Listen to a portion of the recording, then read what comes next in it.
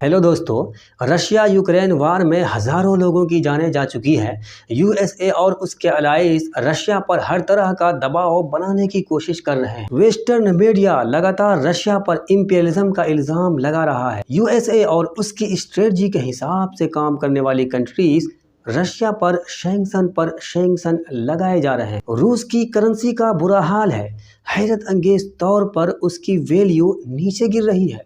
Europe के कुछ countries में भी उनके इम्पैक्ट देखने को मिल रहे हैं। वो इसलिए कि रशिया से ऑयल और गैस की सप्लाई मुश्किल हो रही है। पूरी दुनिया में इसके असरात फैल चुके हैं। हम सब जानते हैं कि रशिया ने यूक्रेन को इन्वेड करना शुरू कर दिया है। तो क्या ये हमारी वर्ल्ड हिस्ट्री का सबसे पहला इन्वेजन है? इससे पहले कोई इन्वेजन नहीं हुआ है। दुनिया की सुपर पावर ताकतों ने छोटी छोटी कंट्रीज को इन्वेड नहीं किया है। यूएसए हो या यूएसएसआर के टूटने के बाद खुद रशिया ने छोटी छोटी ताकतों को इन्वेड नहीं किया है। 1000-2000 साल पहले की सुपर पावर ताकतों ने इन्वेजन नहीं किया है।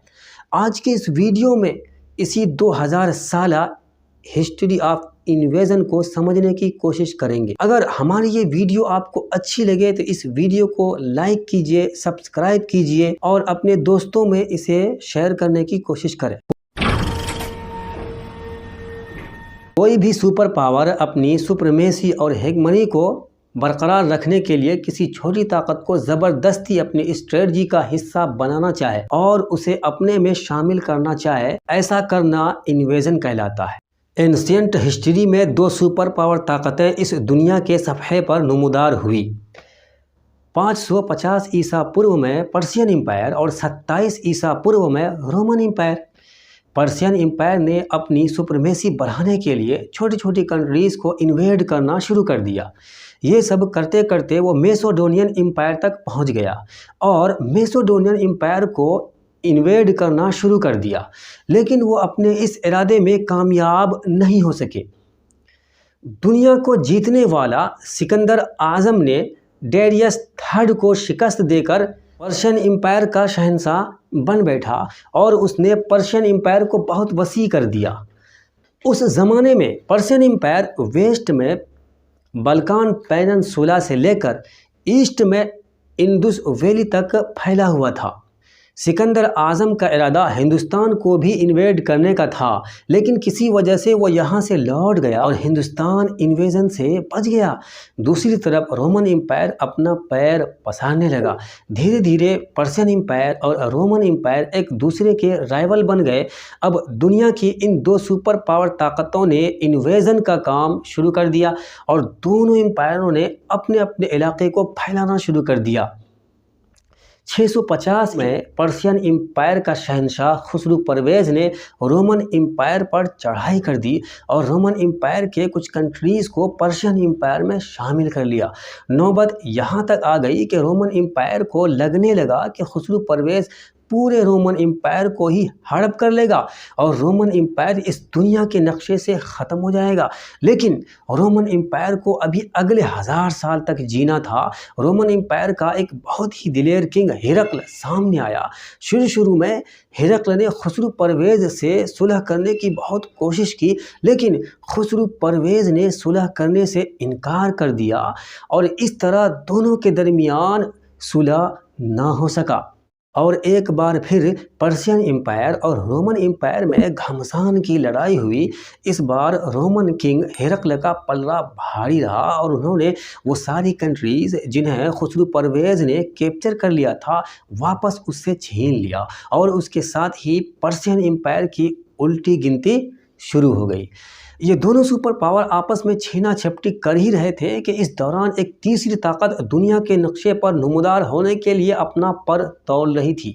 ये तीसरी ताकत हमारी वर्ल्ड हिस्ट्री में बहुत ही अहमियत रखती है, क्योंकि आगे चलकर ये तीसरी ताकत इन दोनों सुपर पावर को ख़त्म कर देती है। ये तीसरी ताकत जो अभी नई नई उभर रही थी, ये prophet Mohammad piece B upon him के फॉलोवर्स हैं। अपनी हुकूमत एस्टेब्लिश करने के 7 से 8 साल के अंदर सुपर पावर पर्शियन एम्पायर को ख़त्म कर देते हैं। वो एम्पायर जो 600-700 साल से चली आ रही थी, آج کے اس دور میں پرشین امپائر نام کی کوئی چیز ایگزسٹ بھی نہیں کرتی ہے۔ پرشین امپائر کو ختم کرنے کے بعد مسلمانوں کی ایک بڑی حکومت قائم ہوئی۔ اب دو ہی طاقت آمنے سامنے تھے، ایک پرشین امپائر اور دوسرا مسلمانوں کی حکومت۔ اب دنیا میں اگلے 1400 سال تک یہی دونوں طاقتیں آپس میں ٹکراتی رہی۔ اس دوران مسلمانوں کی حکومتیں بدلتی رہیں۔ پہلے خلافت بنو امیہ قائم ہوئی، پھر خلافت عباسیہ، اور خلافت عباسیہ لگ بھگ 500 سال تک چلی۔ اس دوران رومن امپائر اور خلافت عباسیہ ایک دوسرے کے رائول کے طور پر نبرد آزما رہے۔ یہ دونوں طاقتیں چھوٹی چھوٹی طاقتوں کو انویڈ کرتی رہیں۔ اسی دوران پھر دنیا میں ایک تیسری طاقت آندھی طوفان کی طرح ان دونوں سپر پاوروں کو ختم کرنے کے لیے آگے بڑھ رہی تھی، اور یہ تھے منگول۔ انہوں نے خلافت عباسیہ کی اینٹ سے اینٹ بجا دی۔ پھر انہوں نے وہ قتل عام کیا کہ دنیا نے اس سے پہلے کبھی اتنی لاشیں نہیں دیکھی تھی۔ دنیا کو ایسا لگنے لگا کہ اب یہ دونوں سپر پاور ختم ہو جائیں گی، لیکن ایسا ہوا نہیں۔ منگول جس رفتار سے آئے تھے اسی رفتار سے وہ ختم بھی ہو گئے۔ پھر یا تو وہ واپس چین چلے گئے۔ ان وحشی منگولوں کو شکست دینے میں دو سلطانوں نے بہت اہم رول ادا کیا، اور یہ پورا کریڈٹ انہی دونوں سلطانوں کو جاتا ہے۔ سلطان رکن الدین بیبرس اور دوسرا برقے خان، جو کہ خود منگول تھا لیکن اسلام میں کنورٹ ہو گیا تھا۔ ان تاتاریوں کی وجہ سے ایک سپر پاور طاقت ختم ہو جاتی ہے، لیکن اسی واقعے میں اور اسی کے ساتھ ساتھ ایک نئی سپر پاور طاقت جنم لیتی ہے جسے دنیا اوٹومن امپائر کے نام سے جانتی ہے، جو کہ آگے چل کر خلافت عباسیہ سے بھی زیادہ سپر پاور بن جاتا ہے۔ چھوٹی چھوٹی کنٹریز کو انویٹ کر کے یہ دنیا کا سب سے بڑا سامراجیہ بن جاتا ہے۔ 1453 کو رومن امپائر، جسے بعضاً تین امپائر بھی کہا جاتا ہے، سلطان محمد فاتح کے ہاتھوں ختم ہو جاتا ہے۔ رومن امپائر کے ختم ہونے سے پہلے ہی اوٹومن امپائر یورپ کے بہت سی ٹریٹری کو اپنے میں شامل کر چکا ہوتا ہے۔ 1200 سال سے چلی آ رہی کنفلکٹ یہاں پر آ کر بظاہر ہمیں ختم ہوتی ہوئی دکھتی ہے، لیکن اصل میں یہ کنفلکٹ ختم نہیں ہوتی ہے بلکہ ایک دوسری فارم اختیار کر لیتی ہے۔ 400 سال بعد دنیا اس ایسی جنگ کا نظارہ دیکھتی ہے جسے فرسٹ ورلڈ وار کے نام سے جانا جاتا ہے۔ یورپ کے جن کنٹریز کو اوٹومن امپائر کیپچر کر لیتا ہے، وہاں کے بہت سے لوگ اوٹومن امپائر میں رہنا نہیں چاہتے ہیں۔ یہ لوگ دوسرے ملکوں میں پھیل جاتے ہیں اور یا دوسرے ملکوں کی طرف ہجرت کر لیتے ہیں۔ یہیں سے امریکہ کا کھوج ہوتا ہے۔ امریکہ جو کہ آج کے ٹائم دنیا کا سپر پاور ہے، لیکن یہاں پر یہ بات سمجھنے کی ہے کہ اوٹومن امپائر کے کولیپس ہونے کے بعد کون کون سی طاقتوں نے انویژن شروع کر دیا۔ بنیادی طور پر تین طاقتیں ہمیں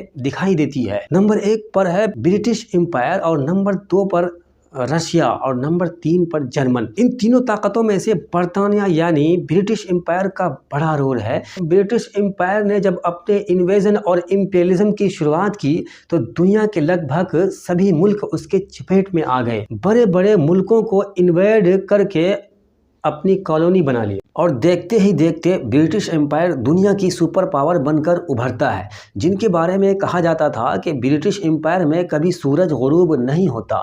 یورپ، امریکہ، افریقہ اور ایشیا، ان 4 بر اعظموں میں پھیلا ہوا تھا۔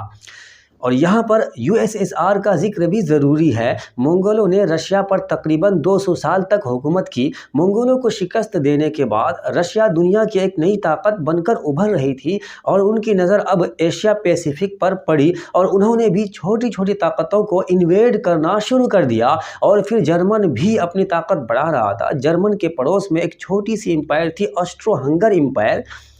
دنیا کا فرسٹ ورلڈ وار اسی امپائر نے شروع کیا تھا۔ اس نے سربیا پر حملہ کر دیا، اور پھر جرمن نے اس کا بھرپور ساتھ دیا، اور اس میں دھیرے دھیرے دوسرے ممالک شامل ہوتے گئے۔ اس طرح دنیا میں 2 الائنس بن گئے۔ ایک کو لیڈ کر رہا تھا جرمن، دوسرے کو برٹش امپائر لیڈ کر رہا تھا۔ اس جنگ میں جرمن الائنس کو شکست ہو گئی، اور برٹش امپائر جیت گئے، اور اس کے الائنس بھی ساتھ میں جیت گئے۔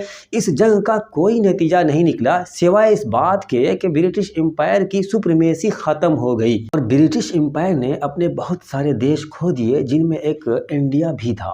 اب دنیا میں 2 طاقتیں سپر پاور کے طور پر ابھری، ایک USSR اور دوسرا USA۔ ایک بار پھر جرمن نے پولینڈ پر حملہ کر کے سیکنڈ ورلڈ وار کا آغاز کر دیا۔ اس بار بھی جرمن اور اس کے الائز کو شکست ہوتی ہے، جس میں اوٹومن امپائر بھی شامل تھے اور جاپان بھی شامل تھے، اور امریکہ نے ناگاساکی اور ہیروشیما پر بم گرا کر اس جنگ کو ختم کیا۔ ورلڈ وار ون میں لگ بھگ 40 سے 50 ملین لوگ متاثر ہوئے، اور جس میں سے 20 ملین مارے گئے اور 20 ملین زخمی ہوئے، جبکہ سیکنڈ ورلڈ وار میں 70 سے 80 ملین لوگ متاثر ہوئے، جس میں 40 سے 50 ملین لوگ مارے گئے اور باقی زخمی ہوئے۔ یہ تھی 2000 سالہ کی مختصر ہسٹری آف انویژن۔ ایسا نہیں ہے کہ انویژن ختم ہو گیا، بلکہ اس کے بعد بھی انویژن جاری رہا، جس کو سمجھنے کے لیے ایک الگ ویڈیو کی ضرورت ہے۔